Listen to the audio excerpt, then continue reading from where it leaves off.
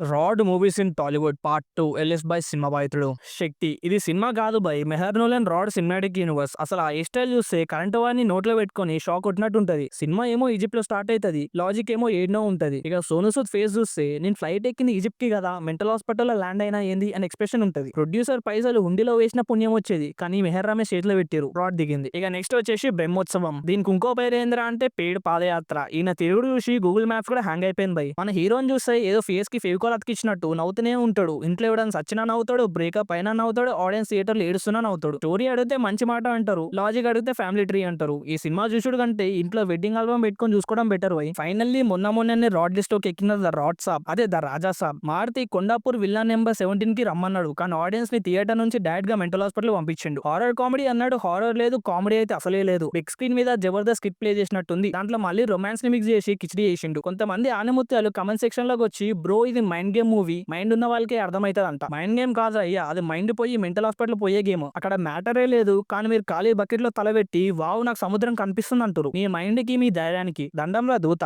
ఏం స్టాఫ్ కొట్టి సినిమా చూస్తారు బై.